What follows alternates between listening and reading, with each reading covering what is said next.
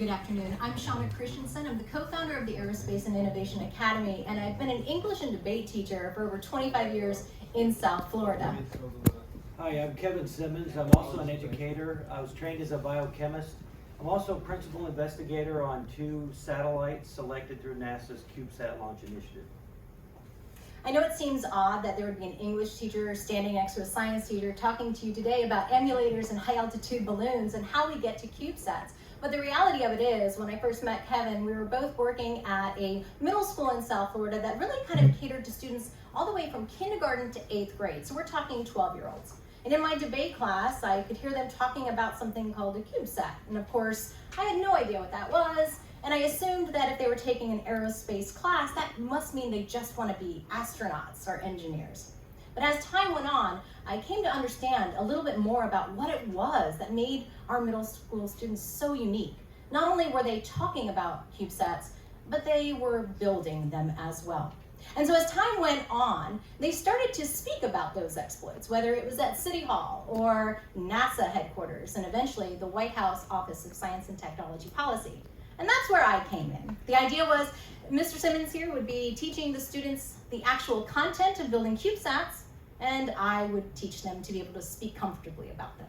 So imagine the idea of the engineer of the future, someone who is not only competent in the content, but comfortable speaking as well. And hence the idea of the talkies and the techies. And that's something that we kind of affectionately refer to our students as.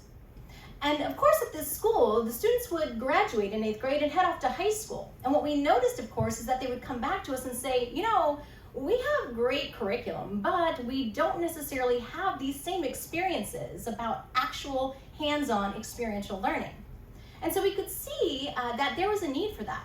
And one of the questions that the White House actually asked us when our students were presenting about CubeSats was, how do we replicate this? Why aren't we doing this more in our school systems? And so we really had to think about what can we do to answer that question. The Aerospace and Innovation Academy is a solution to both the problems of our students who didn't have access to these experiences, as well as to how we can change STEM education. One of our main groups of the Aerospace and Innovation Academy, which is now an after-school program working with students throughout our country, it basically seeks to provide these unique opportunities, particularly with the Wolfpack CubeSat development team. It's a group of students, of course, who have been building CubeSats for some time, and essentially, in fact, if you've seen students here presenting at the conferences, they're part of our team as well. But to understand a little bit more about why we needed to solve this problem is to look a little bit at the state of our own STEM education in our country. And while I can't speak for STEM education around the world, I can tell you our system in the United States is broken. We are still using antiquated methods of education that were essentially designed to teach the citizens of the future at a time when the future was manufacturing. And of course, we are no longer there. We are having teachers who are still kind of by force having to teach to a particular curriculum. They are not encouraged, or we are not, because as teachers, encouraged to reach beyond the 4 walls of our classroom and to cross-collaborate even within our own communities. So we realize too that this is a particular problem. At the same time that we're not educating our students, we have what we call the graying of the pipeline. The United States, the traditional engineers, they're retiring, and they're the old white guys, right? And so we see that at the same time as they're retiring, we don't have enough students to fill that pipeline. In part because we don't do enough to create these experiential hands-on experiences early enough to help create what's called a science identity. And while this is a problem for all of our students, this is especially true of our underrepresented populations. People of color, women of color, and the lower socioeconomic status children that we see. And we also know from educational psychology that children start to form their identity as early as ages 5, 6, and 7. And yet we wait until maybe high school, but more often university, in order to create these opportunities and to make the real world connections for what we do in our classroom and within the community. And so that kind of led us to the point of what we need to do to fix this issue with STEM education, and that is the focus on real world experiential learning, not just talking about what you might do in your career field, but actually doing it. You have to do more to create a connection between the industry and the academia that's happening in your science classrooms if we're to make it relevant. And it's really important that we look at something called project-based learning in the way it was intended. All too often, teachers have this, because we're forced to teach within these kind of parameters, to say we're going to do a project based on this particular activity. But real project-based learning is not something that can be done in a week, nor can it be done in even 1 year. It's something much longer.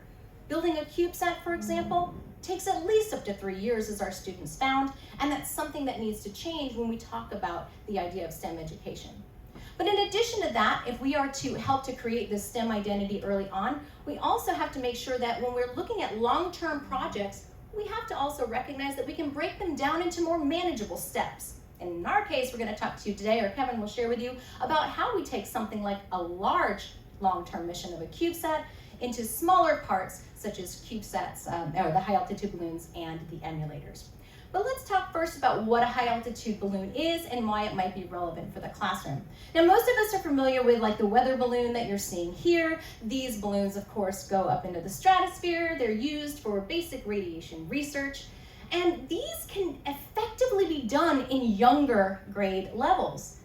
Imagine an elementary situation where you're launching your high-altitude balloon and the young kids are coming out to see it happen. Gets them excited at that very early age. But moreover, the lessons that are attached to a high-altitude balloon can easily be done with middle school students. And the benefits to the teacher are also tantamount. And here's why. Doing something like a CubeSat is especially expensive. There's no doubt about it. And while a high-altitude balloon is not cheap, it's certainly more affordable. It's something that can be done with a grant, or you can raise money towards. But more importantly, for a teacher, it can be done in a faster time frame. While a high-altitude balloon can launch in 1 day, the information that you receive either before and from and after that is long-term and will help those students who eventually go off to high school and the university to be able to apply that knowledge that they're getting here. So now Kevin's going to share with you a little bit about how he used those emulators and high-altitude balloons to get to the CubeSat. Thank you. In fact, anyone you see in this room right now that's under about 30, they're part of our wolf pack, so I encourage you to ask them lots of questions when our session, when we're on break. Why is the HAB so valuable in training kids with CubeSats? Number one, the system we used is uses a global star radio. And we use a global star radio to get our telemetry, but it's also a very similar radio to the one that we flew in space on our first 2 satellites.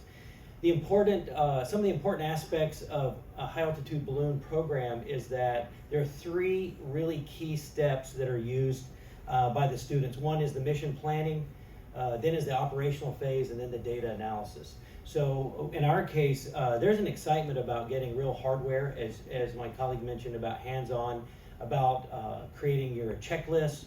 We use, there are a number of simulation websites where you can plan up to a week ahead about the actual path of where your balloon's going to go. I was in Indiana a few weeks ago, and we chased our first balloon, because normally, if you look at our illustration here, we launch from the east coast of the United States and we send our balloons over the Atlantic. And we started putting buoys on them so that we could track them once they hit the ocean. So mission planning, vital. We actually have a student, we crowdsourced our checklist, our go, no-go checklist in preparation for launch. And then when the launch day comes, it's very exciting, obviously, and then it gets out of sight. The hardware we like to use involves a 900 megahertz camera, a live video camera, so we get a live video feed, and we also get our telemetry and GPS, all of our sensor data, through a dashboard. So as long as we share our internet dashboard with our students, every student has almost real-time access to the data as it's coming down from our balloons. And we can download all of that data through a CSV file, and then the kids can create the graphs and look at all the relationships through Excel spreadsheets. So I'm mentioning a couple of programs here. I'm a big fan of Near Space Launch. They're based out of Indiana. They were spun out of a little university called Taylor University by 2 professors there. But there is other hardware available. In the US, we have something called the Civil Air Patrol. It's sort of an Air Force auxiliary organization, and they have a curriculum that they use. One of our colleagues that helped with this paper is Dr. Pradeep Shen. He has his own company called Space Loon, and he is a disruptor. He's working on the mesospheric balloons. I do know that our DoD, our Department of Defense, is very interested in his work because The higher you go up in the atmosphere, the more like space you become, and it becomes a great test bed to validate hardware in a very low cost way as compared to building a spacecraft. So, emulators. In our case, an emulator is simply a CubeSat emulator, which we're using on magnitudes of scale, less cost than building a real CubeSat. So for instance, instead of an anodized chassis, aluminum chassis, we can have the kids design and print their own ABS or PLA plastic chassis. One of the students here is one of the best CAD designers I've ever seen, and he's just turned 12. And in fact, he impressed the NASA guys with his CAD drawings. We also use either Arduino and Raspberry Pi tend to be very common boards for processors. And what I did is I would take an extrinsic sensor board and mount it to the Raspberry Pi.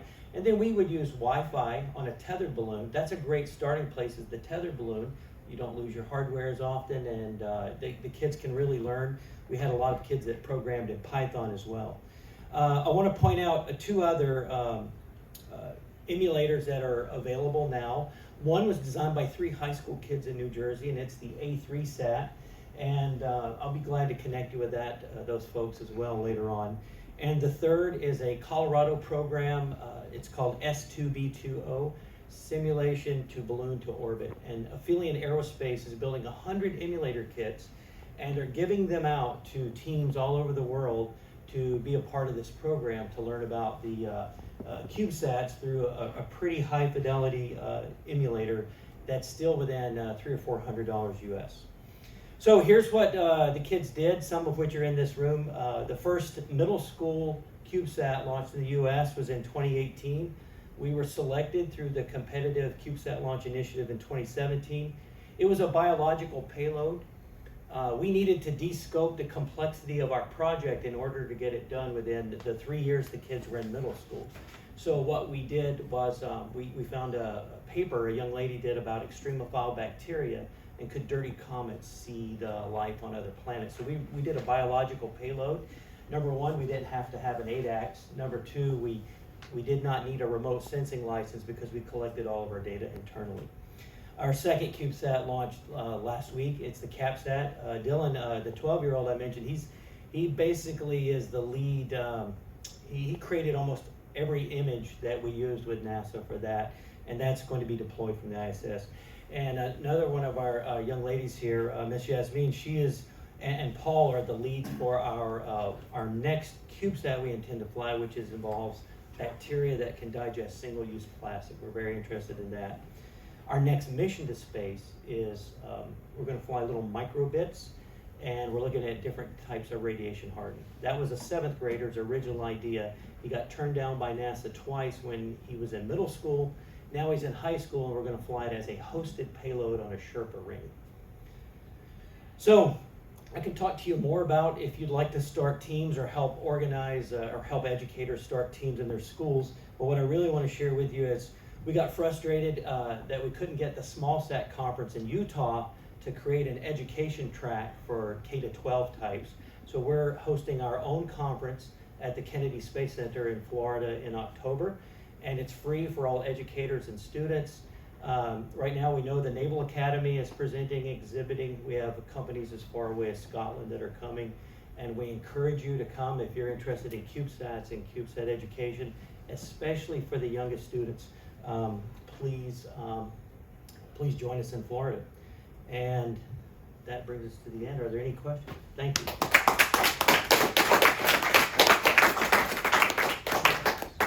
We have time for a question.